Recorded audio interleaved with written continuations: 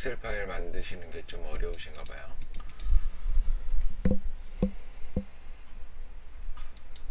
어렵지 않은데 아마 제가 생각하기에는 어떤 회계 지식이 약간 없으셔서 그럴 수도 있고, 계정을 보고 이거를 뭐 넣어야 될까 말아야 될까 이런 고민이 있어서 아마 그러신 것 같아요. 제가 한번 자세하게 엑셀 파일 기입하는 거에 대해서 말씀드리겠습니다. 그리고 간단한 해석도 말씀드리고, 제가 오늘 어떤 기업을 하면 좋을까 싶어서 봤는데 없더라고요. 조그만 기업들도 없고, 그나마 제일 무난한 게 빙그레가 있더라고요. 근데 제가 2007년부터 2014년도까지는 이미 파일을 기입해 놨어요. 왜냐면 시간이 너무 걸리니까 미리 해놓고 3개년치 정도만 이렇게 남겨져 있죠. 자, 이걸 한번 기입해 보겠습니다. 그러면 당연히 저는 어디에서 그 수치들을 끌어오는 거를 몰라서 이 사업보고서 보고 하나하나 적습니다. 물론 어디서 만약에 뭐 끌어온다고 하면 좀 유용하고 쉽게 만들 수도 있지만, 사업보고서 하나 보면서 적으면 어떤 뭐 기업에 대해서 좀 친숙해지고 정보 해석이 좀 원활해지기 때문에 그렇게 보시면 되겠죠. 처음에 저는 일단 발행 주식수부터 적습니다.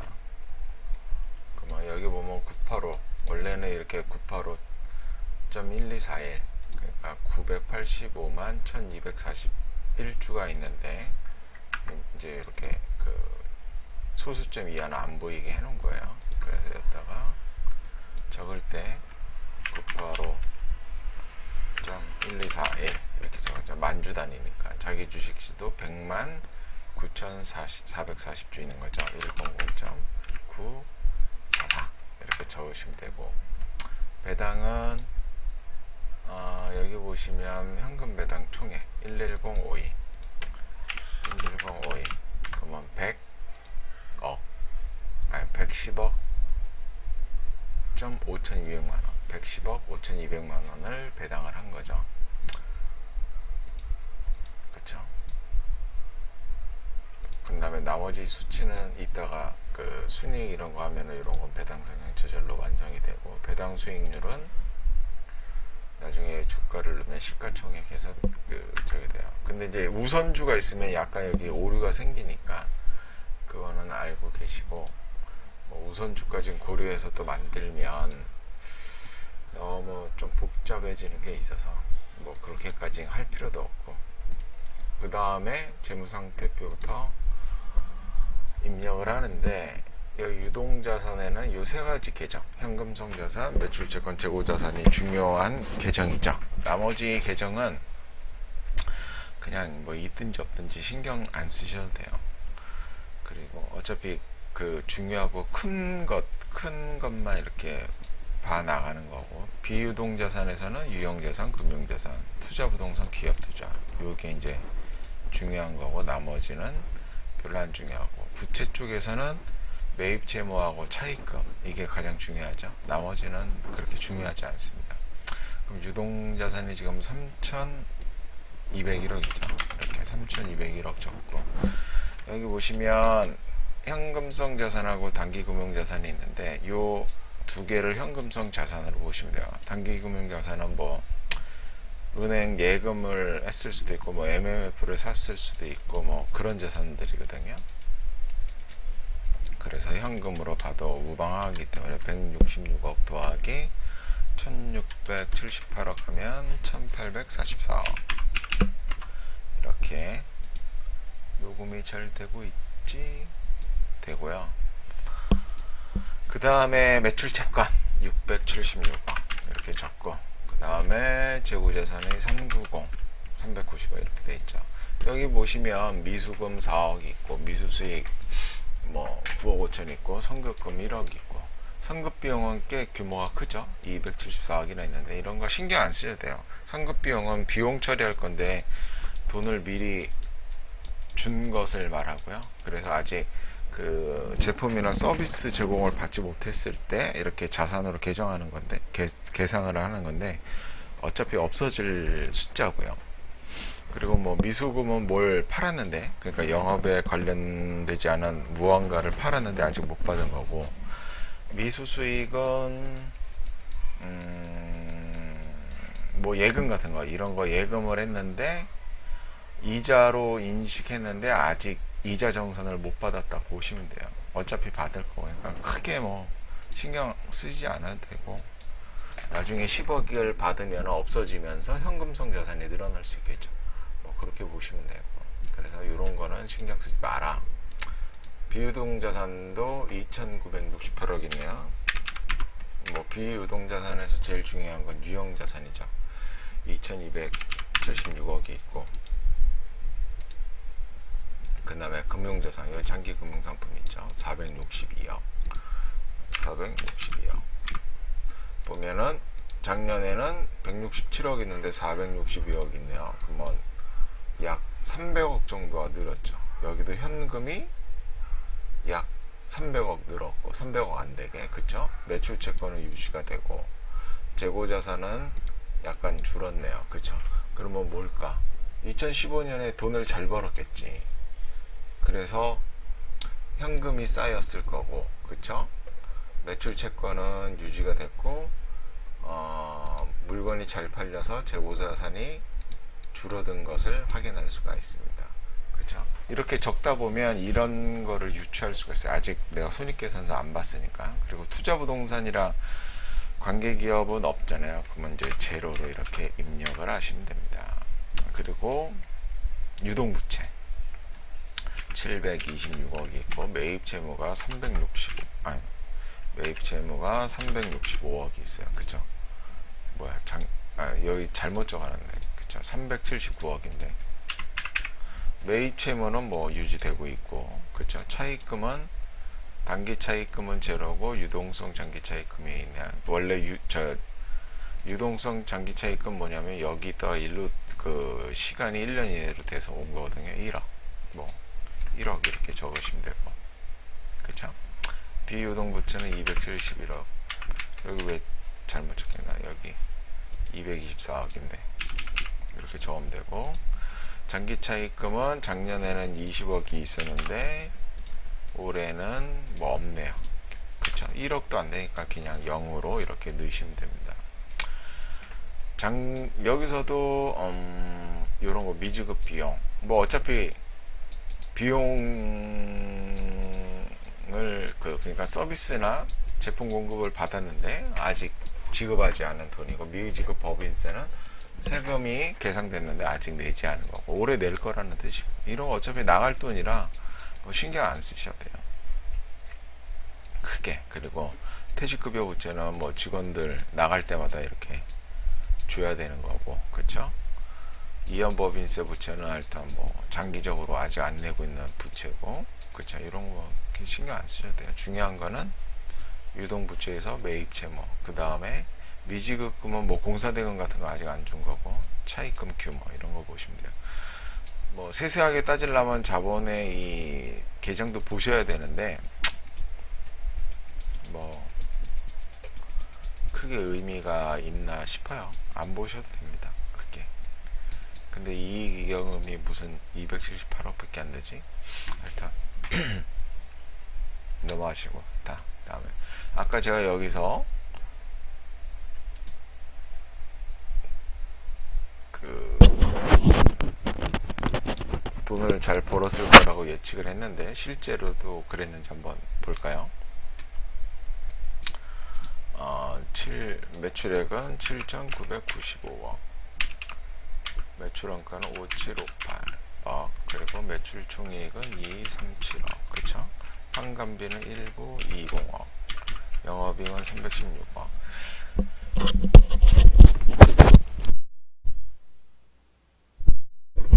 오히려 돈을 못 벌었네요. 희한하게. 단기 순이익은 247억. 돈을 못 벌었네요. 그쵸? 한 해 동안 돈을 못 벌었는데 왜 늘었을까? 희한하네. 넘어가시고 영업현금으로는 647억. 영업현금은 많이 들어왔네요. 여기 보면 감가상각비가 없죠. 그럼 넘어가시고 투자활동현금으로 마이너스 418억. 이 투자현금 흐름은 중요하지 않아요. 여기서 중요한 건 뭐냐면 이렇게 유형자산 취득, 무형자산 취득, 이렇게 자본 지출이 얼마나 있나가 중요합니다. 그래서 유형자산에는 259억이 나갔고 무형자산에는 약 6억이 나갔네요. 그럼 하면 265억이 나갔고 처분이 3억 있으니까 3억 빼주면 262억이 나갔네요. 마이너스 262억. 이 아이스크림 사업인데 뭐 캐펙스 증가가 그냥 꾸준하죠. 꾸준하다는 걸 알 수 있고 재무연금으로는 138억 마이너스 138억 이렇게 됩니다. 그러면 뭐 배당금으로 110억 나왔고 차입금 갚은 걸로 나간다는 거죠.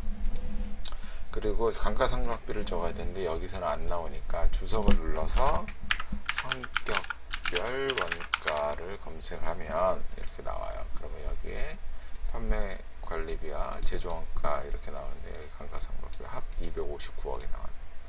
259억 이렇게 나가네요. 근데 여기서 2017-15년에 매출액도 줄고 영업이익도 줄고 순이익도 줄고 영업현금 흐름은 높아졌고 그쵸? 영업현금 흐름은 높아졌고 그런데 현금이 어디서 늘어났네요. 늘어나기는 어떻게 늘어났을까? 희한하네. 이런 거는 이제 보시면서 그 자세하게 따져봐야 돼요. 여기 보시면 연결감소 이제 시간이 이렇게 하면 너무 많이 걸리는데 보시면 10번과 34번의 주석이 있죠. 그럼 이제 이게 뭘로 이루어져 있나를 한번 봐야 돼요.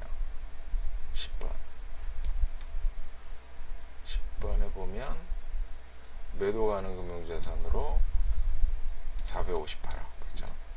이렇게 164억에서 늘었는데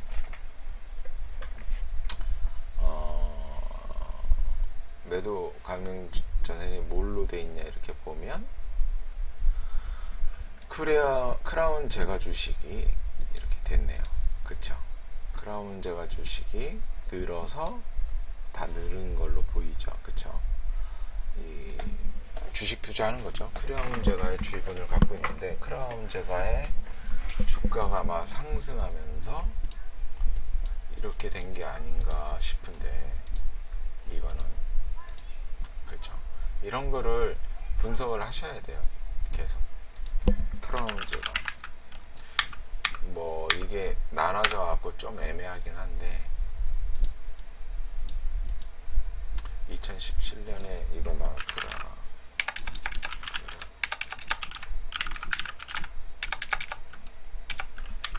크라운 혜태홀딩스 주가를 한번 볼까요? 보면 2015년도에 주가가 쭉 상승하면서 이거의 평가이익이 그쵸?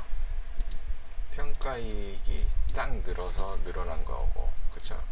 요거 늘어난 거는 어떤 영업현금 흐름이 들어오면서 늘어난 것으로 다시 추측을 해볼 수 있습니다. 그래서 이거 재무상태표 적을 때는 돈을 잘 벌어서 이익이 잘 나서 그런 건데 알고 봤더니 요거는 평가손 때문에 그랬던 거고 요거는 어떤 그 영업으로 인해서 현금이 추적된 것으로 보입니다. 그쵸?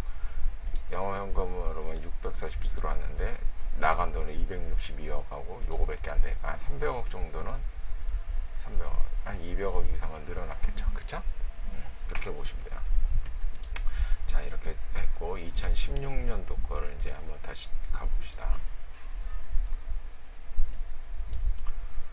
다시 주식의 변동이 있는지를 봐야 되니까 왜냐면 뭐 유증을 했더라든가 뭐 이런 거 봐야 되는데 뭐 이 기업은 보니까 유증 이런 거는 안 하는 것 같아요. 왜냐면 현금이 이렇게 뭐 쌓여 있는데 할 이유가 있나? 없지. 그리고 배당금은 배당 왜 이렇게 짜게 줘 얘. 110.52 여기 잘못 적었네요. 110.52 이렇게 110억을 계속 꾸준하게 주네요. 2013년 이후로. 다시 이동자산 보면 3, 4, 6개 현금이 211억 있고 금융자산이 1955가 있으니까 이렇게 적고 216 또 늘었네요. 현금이 매출채권 687 매출채권이 유지가 되고 재고자산은 337 재고자산 관리를 하나요? 계속 떨어지고 있네요. 나머지는 신경 쓰지 말라 그랬죠. 이런 거는. 그리고 비유동자산이 277 뭐 있고 유형자산이 263억 있고 장기금융자산이 2271억 다시 줄었네요. 팔았나? 모르겠네요. 팔았는지 뭐 했는지 왜 줄었는지는 봐야겠지만 아니면 주가가 하락해서 그랬을 수도 있고 여기 주가가 2016년도에 하락해서 평가손 때문에 줄었을 수도 있고 팔았어야 되는데 왜 갖고 있지? 유동부채 830억 매입 재무가 408억이고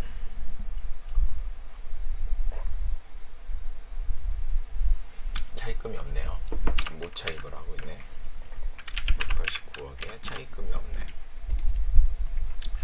이런 거는 신경 안 써야 됩니다. 그리고 이제 다시 매출액이 다시 약간 회복했네요. 그쵸? 그러면 이때 여러분들이 공부하실 때 어차피 매출액은 수량 곱하기 판가잖아요. 여기서 뭐 얼마 상승하진 않았지만 왜 상승했는지 사업보고서를 보고 확인을 하셔야 돼요.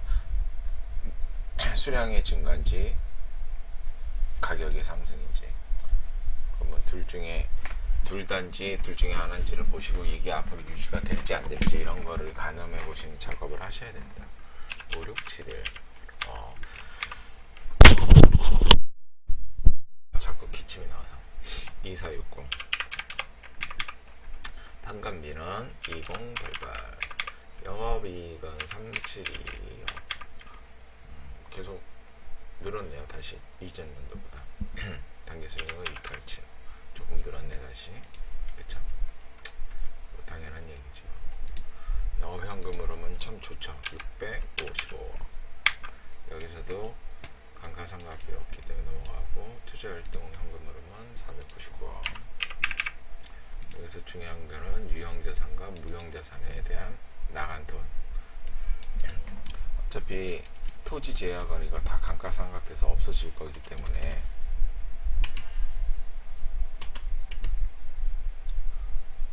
잘 보셔야 돼요. 마이너스 263억 나오네요. 그래서 그러니까는 유형자산에 취득했으면 이게 옛날 보고서는 세세하게 나오는데 이건 없지만 토지가 없고 나머지 뭐 건물이라든가 기계장치라든가 뭐 구축물이라든가 이런 거는 장기에 걸쳐서 다 감가상각 하잖아요. 그래서 실제로 시간이 갈수록 달아 없어지기 때문에 없어지는 돈으로 생각하시면 됩니다. 물론 뭐 아주 오랫동안 쓸 수도 있겠지만 그래서 이렇게 자본 지출이 되는 기업들 자본 지출이 지금 꾸준하죠. 이렇게 되는 기업들은 이거 이상의 그러니까 이거의 몇 배 이상의 순이익을 내야 돼요. 만약에 내가 259억을 투자했는데 그리고 이 돈은 달아 없어질 거잖아요. 그쵸? 근데 259억을 못 뽑아내. 이거를 의미가 없다는 거죠. 투자할 필요가 투자해서는 안 된다는 거고. 무슨 말인지 알겠어요? 예를 들어서 여러분들이 임대업을 하신다고 보세요. 그러면 세입자가 들어올 때 보통 도배와 장판을 이렇게 새로 해주는 경우가 많죠. 근데 도배와 장판은 한 3, 4년 쓰면 다시 갈아야 된단 말이에요. 그러면 장판에 든 도배와 장판에 든 값은 3년 만에 다 감가상각돼서 실제로 없어진단 말이에요. 물론 이제 기업의 기계장치라든가 건물이라든가 이런 거는 좀 다르긴 하지만 그냥 그런 생각하고 여러분들이 좋은 기업을 골라내고 싶다 그러면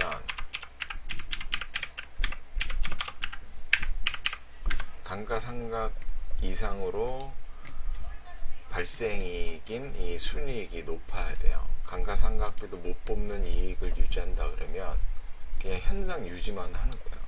그렇죠? 돈을 버는 기업이 아니에요. 현상 유지만 하고 결국은 사라질 기업이 돼요. 근데 이제 그 이제 좋은 기업이냐 아니냐를 따질 때는 그렇게 보는데 이제 또 주식 투자하는 거하고는 조금 또 달라서.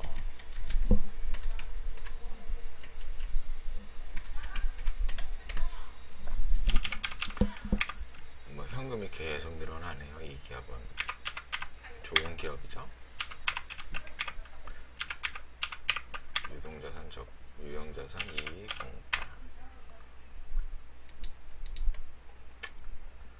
250억. 주가가 또 떨어졌나 보네. 그쵸? 2017년도에 떨어졌나? 올랐다 봐. 하여튼 근데 이 여기서는 이제 조금 그 뭐냐 저게 있으니까 여기를 볼까요? 주가가 떨어지고 있네. 주주 여기 나오나? 뭐 하려고 갖고 있는 거죠? 근데 보유 주식을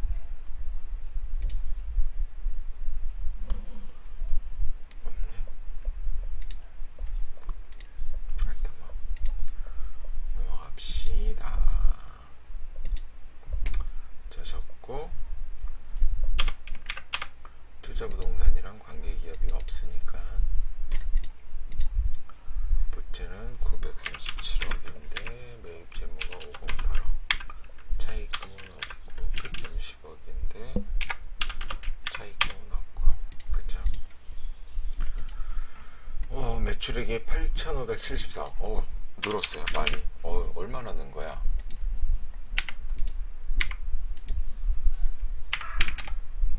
%나 늘었네. 이게 왜 늘었는지 공부하셔야 됩니다.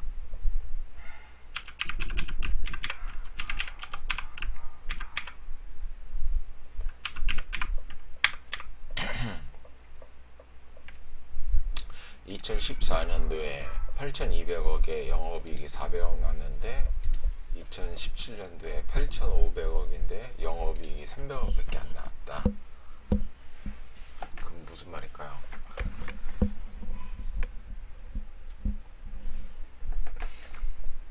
그 원인은 일단 판관비가 2108 빼기 1929 179억이 늘었어요. 판관비가.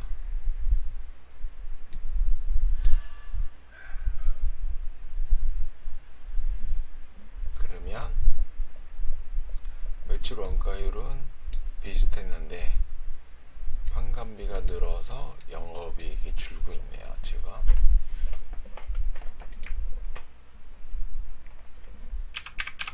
판관비가 늘고 있는데 어떤 판관비가 늘어 이런 거를 이제 봐야죠. 그러면 이제 여기서 판매비 뭐야 이게 여기서 판매비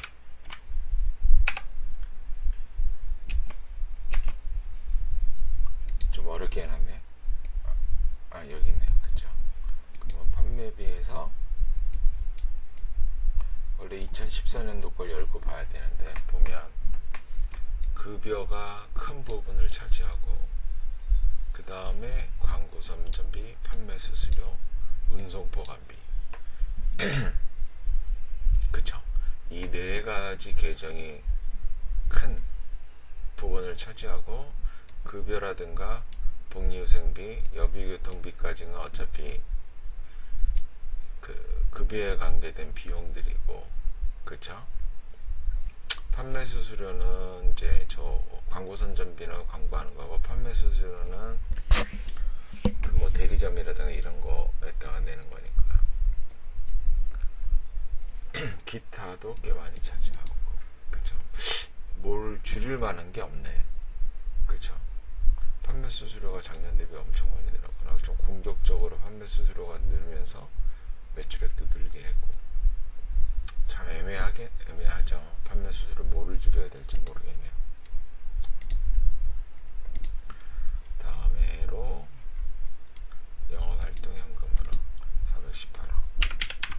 영업활동 현금흐름은 참 좋죠. 좋을 수밖에 없는 비즈니스를 하고 있으니까. 참 유형자산에 대한 투자는 진짜 꾸준하게 하네요.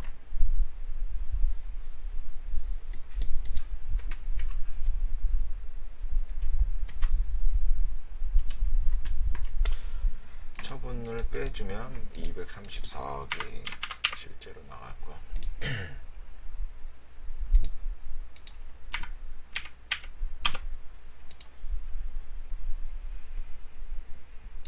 그래서 성격별 원가를 치면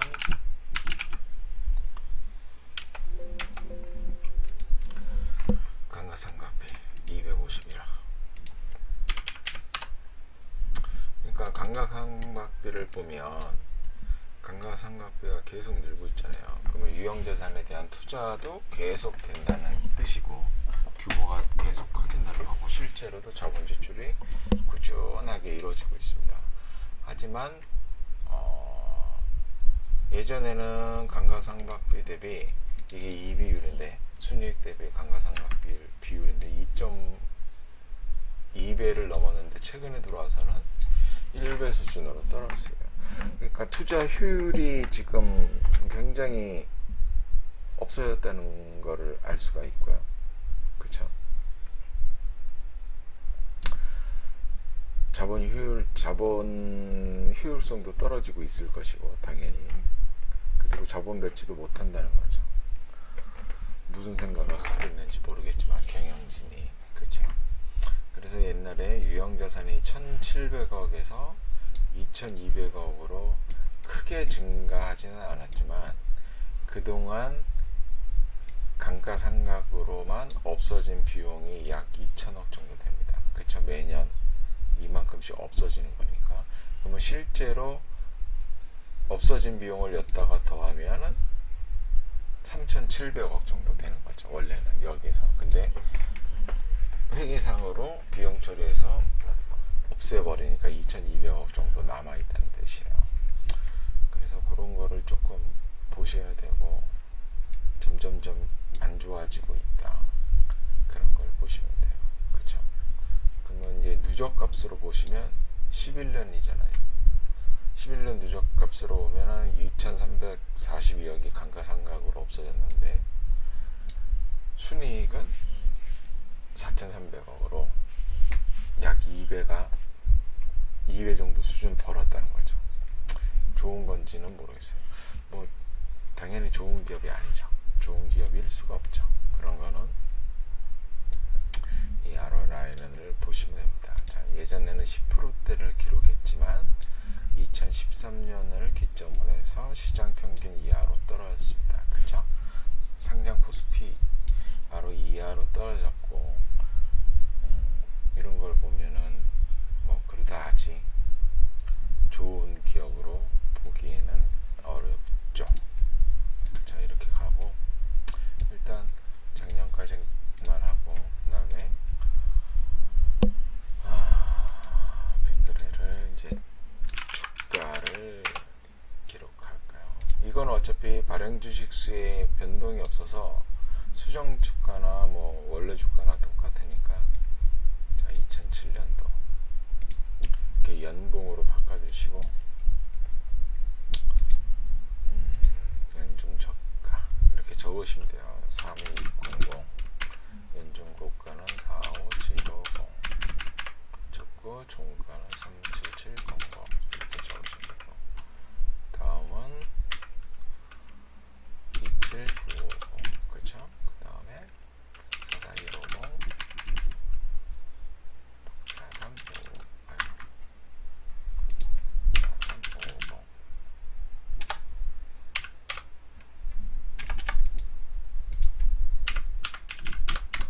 여기다가 앉아.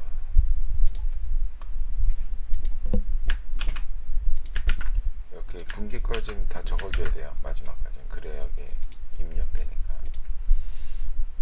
2009년도 값은 저가가 33,100원. 그 다음에 59800. 그 다음에 저가가 51500.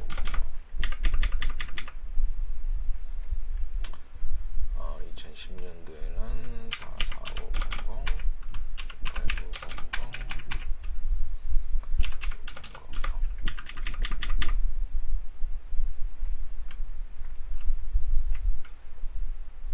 2011년도에는 45600,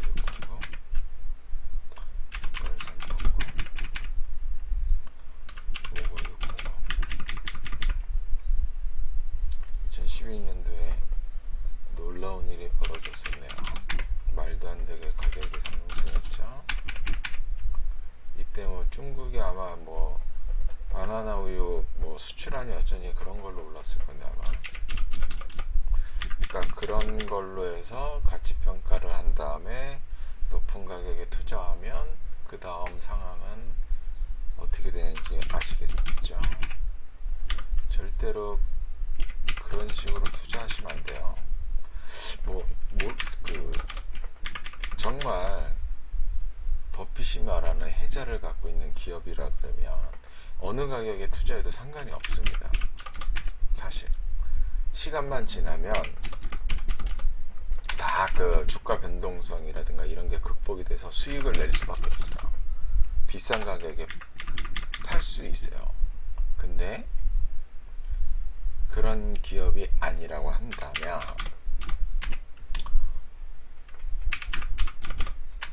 빙그레를 보시다시피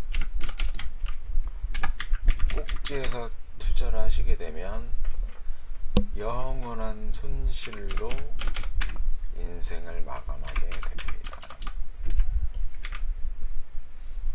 죽을 때까지 본전 안 올 수도 있어요. 죽을 때까지. 어떤 차라리 경기 변동형 기업이라 그러면 나중에 경기가 변동해서 이익이 확 증가하면서 운 좋게 본전을 찾을 수도 있지만 그게 아니라 그러면 영원히 본전을 못 찾습니다. 근데 이런 기업이라고 해도 싸게만 사면 본전을 찾죠. 그러면 얘가 우유하고 아이스크림 파는 기업인데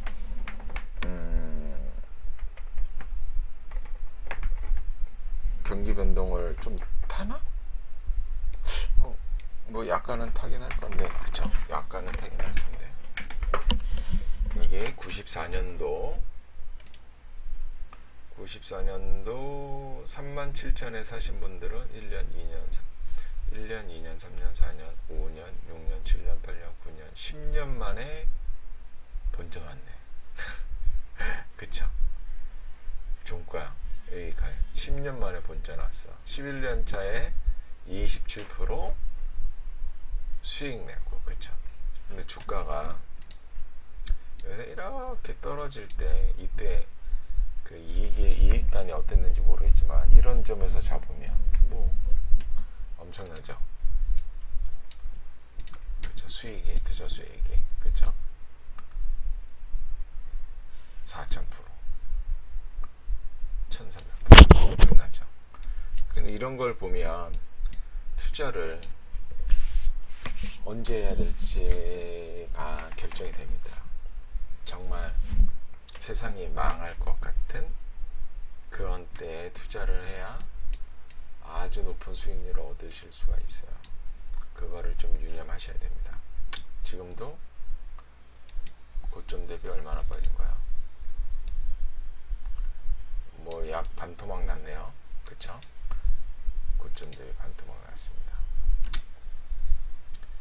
투자하기에 괜찮은 때가 왔는데 개인적으로는 그렇게 매력적인 것 같지가 않아요. 싼 것 같지가 않다는 거죠. 자, 그러면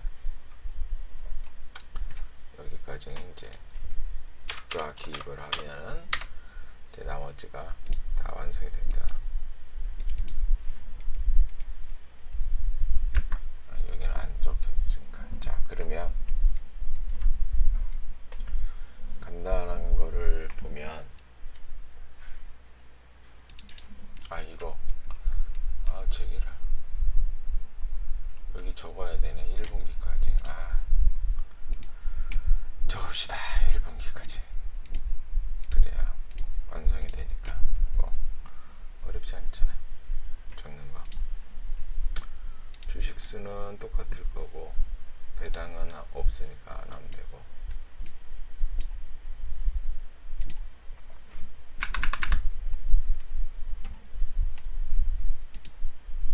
자, 3743 적고 370억 적고 플러스 1836억 206 적고 매출채권 794 적고 508 적고 2744 그쵸? 유형자산 22175 아니 보면 참 희한하다. 네, 뭐 분식회계니 이런 걸 의심하는 건 아니지만 감가상각비로 11년 동안 2,300억이 날라갔잖아요. 그러면 진짜 없어지는 돈에 자본 지출을 엄청나게 해댄다는 거네요. 물론 이제 뭐 그 유제품이라든가 아이스크림 만드니까 기계 장치가 많기는 하겠지만, 그쵸? 기분이 안 좋다.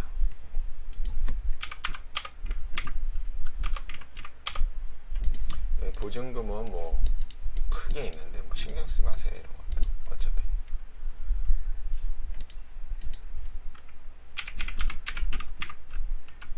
오류들 단기 차익금이 한 7억 생겼네요. 159 여기는 없고, 그 다음에 1698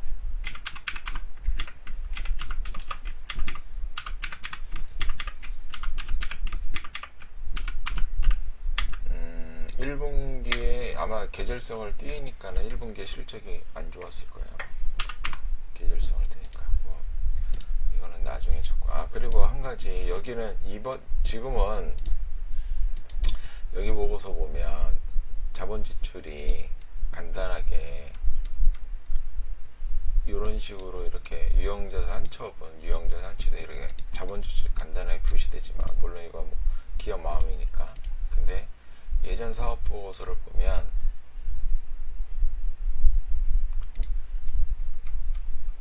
자세하게 나와 있거든요.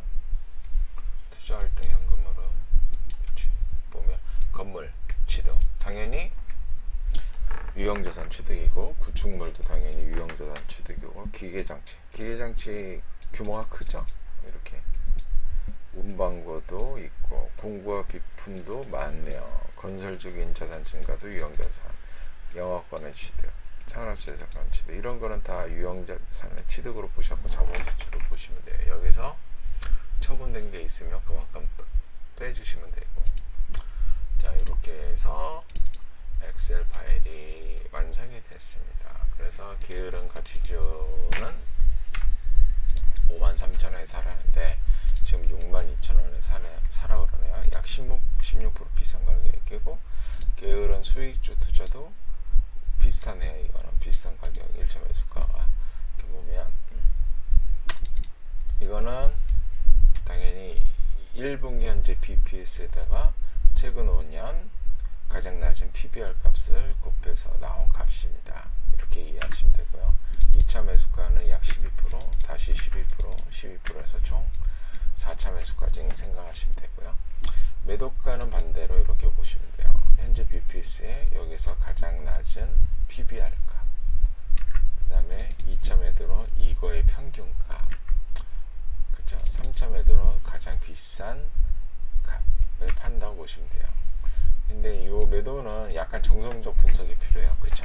이거는 이 정도 금액이 오면 그냥 파셔도 되는데, 이런 것까지는 기다리겠다. 그럼 2.9배 약 3배까지 거래됐었는데 이 가격대에 가기 쉽지 않거든요. 그러니까 이런 걸 약간 정성적으로 보시면 되고, 시가총액이 6,108억인데 현금이 약 2,200억 정도 있네요. 약 33%, 37% 정도고, 순유동자산 가치로는 약 42%가 되고, 평균 매출액 이거는 최근 7년 하나 둘 셋 넷 다섯 일곱 7년 동안 평균 매출액입니다. 평균 영업이익이고 순이익은 여기 평균 순이익이 아니고 그냥 법인세를 감안해서 0.75를 곱해서 구했습니다. 그래서 그렇게 되고, 현재 PBR은 1.27배, 퍼는 약 20배, 그쵸? 현재 퍼는 약 20배 정도 되고, 이게 평균 주주 수익률을 이거를 알아야 하는데, 이거보다는 여기에 요 퍼를 넣는 게 낫지 않나. 이렇게 평균 수익 퍼를 넣어서 얼마나 지금 싼지를 보는 게 훨씬 더 나을 것 같은데요. 18배 비싸죠? 부자하게 살 이유가 없는 거예요. 이 비싼 가격에 살 이유가. 지금 가격은 비싼 것 같아요. 평균적인 수익률까지보다. 그렇게 보시면 되고, 이제 그렇게 보시면 되고, 매출액은 간단하게 이런 손익계산서도 보셔야 되는데, 매출액은 5천억에서 시작해서 지금 8,500억까지 많이 증가했네요.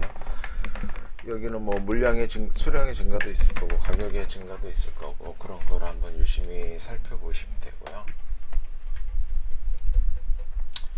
뭐 특별히 얘기할 건 없고, 주주 순이익은 버핏이 강조한 건데, 순이익에 감가상각비를 더하고 자본 지출을 뺀 거예요. 여기에 이제 이 운전자본의 증가도 계산해 줘야 되는데, 그러면 이제 좀 복잡해지니까 그거는 제외하고 세 가지 정도만 감안해서. 그래서 하여튼 이게 좋아야 좋은 기업입니다. 이게 좋아야. 근데 주주 수익률이 순이익률하고 별 차이가 없죠. 그쵸? 순이익보다 오히려 작으니까 보통 다 작게 나오거든요. 그러니까 뭐 환상적인 기업은 아니다, 이런 걸 보시면 되고, 뭐 차입금 추이를 보면 차입하는 거에 대해서는 싫어한다, 그런 거 보시면 되고, 현금이 계속 쌓이는 기업이다. 하지만 요거를 봤을 때, 그쵸? 요게 이제 감가상각비 대비 순이익인데, 작년에는 감가상각비 대비 1.2배밖에 발생이익인 순이익을 못 냈어요. 그러니까 허접한 기업이거든요. 그런 거 보시면 되고, 현금 전환기간, 현금 회수는 아주 잘 되고 있죠. 그쵸? 한 달 이내에 다 현금 회수가 되고 있고, 배당은 인색합니다. 이런 기업일수록 배당을 많이 주는 게 외부 투자자한테 유리하다고 그랬잖아요. 어떻게 보면 배당은 그냥 생생 내는 정도 수준. 근데 배당 성향은 되게 높아요. 그죠? 최근에 와서. 왜냐면 이익의 하락으로 배당 성향이 높아진 거기 때문에 좋은 의미로 배당 성향이 증가됐다고 볼 수는 없고, 이 ROI 라인을 보시면 2013년 기점으로 한 자릿수로 왔다. 그쵸? 그래서 예전에 오프라인 강의할 때는 이 얘기를 많이 했는데, 웬만한 기업은, 우리나라의 웬만한 기업은, 그리고 미국에 있는 기업도 마찬가지고 전 세계에 있는 기업이 마찬가지예요. 이런 두 자릿수 ROI는 결국에는 이걸로 갈 수밖에 없습니다. 왜냐하면 경쟁을 하기 때문에 모든 기업이 그래요. 근데 이게 꾸준히 유지된다. 그러면 그 기업은 어떠한 무형의 해자를 갖고 있다고 보시면 돼요. 해자가 없다면 이게 깨지지만 해자가 있다 그러면 이게 높은 두 자리 숫자로 유지가 됩니다. ROE가. 그래서 그 기업이 해자가 있는지 없는지 여부는 이걸 보시면 알아요. 그래서 그렇게 보시면 되고, 그리고 중요한 게 뭐냐면 이렇게 4.8, 5.5, 5.6 이런 ROE는 시장 평균 이하잖아요. 그렇죠? 그래서 이런 정도 ROE는 지킬 가능성이 굉장히 높습니다. 왜냐하면 더 이상 떨어지기 어려워요. 더 이상 떨어지면 다른 기업들이 망해서 청산돼 버리고 인수합병 돼서 과점체제로 가면서 가격 인상이 되고 그러면서 다시 이익이 좋아질 가능성이 높아지거든요. 그래서 이런 거는 지킬 가능성이 높다. 하지만 그래서 만약에 현재 빙그레가 1.1배인데 우리가 할인율 10% 했을 때 5.5라고 하면 0.5배가 적당 가격이잖아요. 지금 적정 PBR의 약 2배에 거래되는데, 왜냐면 이제 음식료라는 섹터에 있기 때문에 프리미엄을 그만큼 받고 있는 거거든요. 만약에 예를 들어서 빙그레가 지금 0.5 한 4배 정도 된다. 예를 들어서. 그러면 저는 여기에 거의 몰빵합니다. 다른 기업 쳐다보지도 않고. 왜냐면 앞으로 이걸 지킬 가능성이 높기 때문에 할인율 10%를 했을 때 0.5배가 적정 PBR 값인데 0.4배 정도 뭐 약 30% 정도 안전마진이 확보된 거거든요. 그러면 거의 뭐 몰빵을 해도 돼요. 개인적으로. 그래서 그렇게 보시면 되고, 이제 요 세 가지는 두폰 분석이라고 해서 ROE를 분해한 거죠. 이렇게 차트를 넣으신 다음에 여기서 계열 종류 변경한 다음에 이걸 막대로 바꿔요. 이 막대로 바꾸고 표준축으로 딱 바꾸시면 ROE가 어떠한 것 때문에 지금 낮아지고 있는가를 알 수가 있습니다. 그러면 일단 레버리지 비율은 별 차이가 없죠. 그리고 자산 회전율은 1.6배 값에서 1.4배로 떨어졌다가 다시 상승 중에 있고, 순이익률, ROS가 순이익률이 떨어져 있습니다. 그러면 ROE가 떨어진 가장 큰 이유는 이익률이 떨어진 게 가장 크고, 거기에 덧붙여 매출액 수준도 떨어진 거예요. 그러니까 매출액 자체가 줄었다는 게 아니고 자산 대비 매출액이 줄었다는 거죠. 그게 무슨 말이냐면, 자산은 돈을 버는 기업이라 그러면 자산은 꾸준히 늘 수밖에 없어요. 그러면 자산이 꾸준히 느는 만큼, 복리 속도로 느는 만큼 매출액도 꾸준히 늘어야 되는데, 못 늘면 자산 회전율이 낮아지죠. 이거를 복리 성장률, 이게 레이트라는 함수를 쓰면 이제 복리 성장률을 구하는 건데, 10 하고 0 찍고 마이너스 한 다음에 요거 하고 이렇게 하면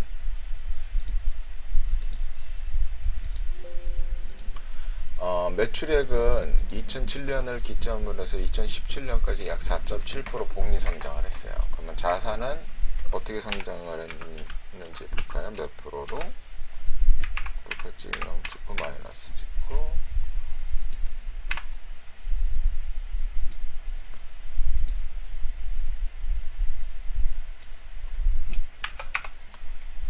왜 폴스가 나오지?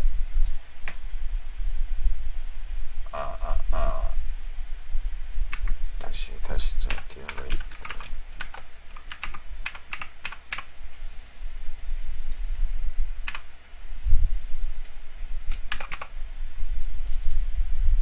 이게 L이 아니라 M이죠.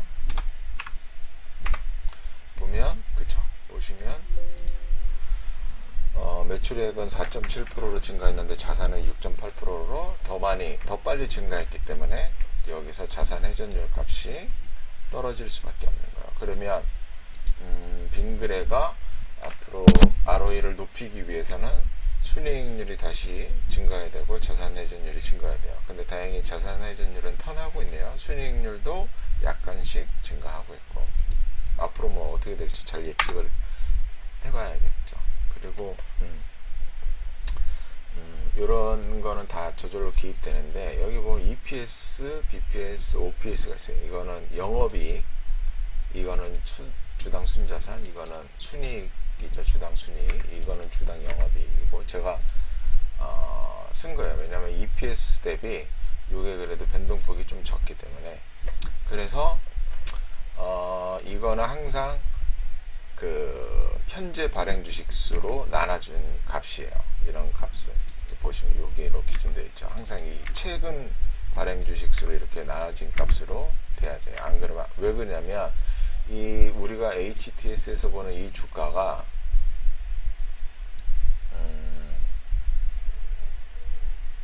환경 설정 보시면 여기 수정 주가 사용은 있잖아요. 수정 주가를 이렇게 사용 안 함을 누르면 얘는 똑같은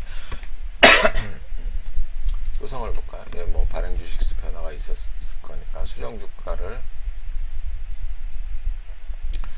수정 주가 보시면 수정 주가를 사용하면 얘도 발행 주식 변화가 없나? 누가 있으려나? 코리안리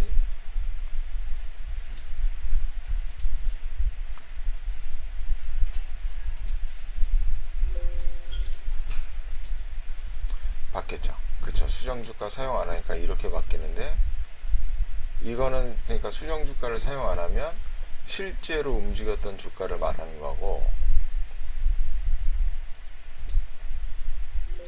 여기서 수정주가를 사용하면 현재 발행 주식수 기준으로 해서 주가를 다 역산한 겁니다. 그래서 이제 항상 우리는 수정주가로 보셔야 되고요. 그래서 이제 최근 발행 주식수로 해서 해야 된다는 거야. 수정주가를 사용하기 때문에. 그래야 이 값들이 정확하게 나오죠. 안 그러면 안 나오는데.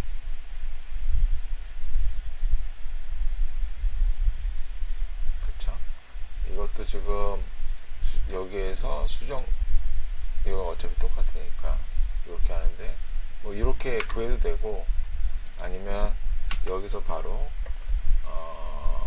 저가 나누기 BPS 이렇게 구해도 똑같은 값이 나오죠. 그쵸? 이렇게 바꾸셔도 되고 이것도 원래 복잡하게 이렇게 했는데 자본 총계를 나누는데 여기서 어차피 수정 주가를 사용하니까 연종고가 나누기 BPS 이렇게 하면 1.7을 배우면 이렇게 하면 1.38, 1.28인데 안 바뀌죠. 이렇게 바뀐다는 거 항상 이렇게 보셔야 되고 그래서 일단 이 매수법은 우리 게으른 투자는 뭐냐면 게으른 투자의 어떤 그 철학은 뭐 물론 얘는 이제 1배 이상이니까 안 맞긴 하지만 이게 순연금이 많고 순유동자산 가치가 높을 때 얘는 그렇게 높진 않지만 순연금은 많이 있죠. 그리고 배당 수익률도 얘는 높진 않지만 배당 수익률이 많이 높고 그럴 때는 주가가 어느 정도 떨어지면 하방 경직이 생긴다는 거를 이용한 투자법이라고 보시면 돼요. 그래서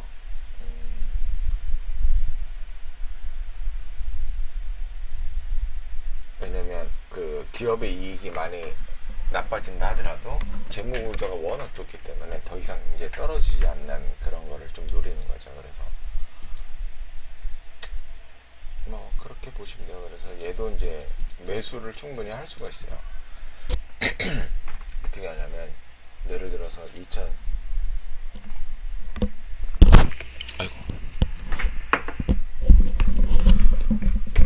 2016년도를 보시면 얘가 1.1 떨어지잖아요. 그러면 이전 가장 작은 거 하나 둘 셋 넷 다 1.13배가 제일 작잖아요.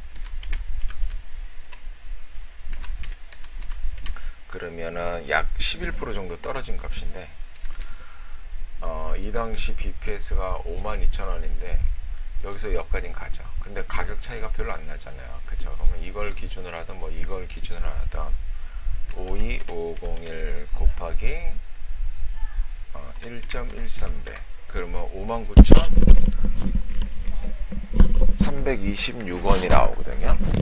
59,326원. 그러면 2016년도에 59,000 59,326원이 나오는데 이거는 이 값은 요거 곱하기 요걸 한 거예요. 그러면 요거까지 여기서부터 분할 매수가 시작된 거예요. 53,500원까지. 그럼 실제로 얼마까지 떨어졌냐면 53,500원 나누기 59,326원 약 10% 더 떨어진 거거든요. 그러면 59,000원에 1차 매수밖에 만약에 못했다고 치면, 그쵸? 못했다고 치면 다음 연도에 이렇게 73,000원까지 올라갔으니까 충분히 팔고 나올 기회가 있었다. 그런 거를 볼 수가 있죠. 뭐 큰 수익은 못 내더라도, 그쵸? 여기서 59,000원이 어디냐? 여기에서 사서 이렇게 23% 정도 올랐네요. 그쵸? 좀 올랐네요. 그래서 여기 쭉 떨어졌으면 여기서 기업에 대해서 잘 알았으면 여기서 더 매수할 수 있었겠지만 못했을 수도 있고. 그래서 게으른 가치 투자는 이런 식으로 해서 이제 투자를 하는 거예요. 뭐 기업 그 가치를 구하고 그러는 게 아니라 그 기업마다 시장에서 매기는 밸류 라인이 있거든요. 그 밸류 라인이 벗어나기가 어렵습니다. 굉장히 어렵기 때문에 크게 변하지 않는 이상 그런 거를 좀 노리는 거고, 이거는 나중에 다시 좀 정리가 되면, 수익주 투자는 다시 정리가 되면 그렇게 좀 말씀드리고, 이거는 평균 수익력은 뭐냐면 우리가 어차피 수익을 예상을 해야 돼요. 예상을 해야 되는데 어떻게 예상을 하느냐, 뭐 많은 방법이 있죠. 제일 좋은 거는 정상적 분석을 통해서 정확히 예상을 해야 되는데 뭐 불가능한 일이라는 걸 아실 수가 있고, 그래서 그레이엄은 어떤 식으로 예상을 했냐면 과거에 이 기업이 내놓은 평균 수익력으로 예상을 했습니다. 그래서 보통 7년, 10년치를 사용했고요. 저는 이제 10년치 사용하기에는 너무 좀 길다고 싶어서 7년치를 사용했어요. 여기 보시면 보시죠. 과거 7년 동안 내온 영업이익의 평균에 세금을 감안해서 0.75%, 그러면 순이익이 나오죠. 그거를 현재 2011년도에 자본총계로 나누면 ROE가 6.3%가 됩니다. 그러면 이제 이게 복리라서 좀 위험하긴 한데, 근데 6.3%가 큰 기업은 아니니까, 큰 저기 숫자는 아니니까 이렇게 6.3%로 예측을 하면 순이익이 이렇게 상승 기조를 유지하면서 가게 됩니다. 그래서 6년 평균 순이익은 약 369억인데 최근 3년 동안은 어렵겠지만 11년 평균 순이익이 392억이거든요.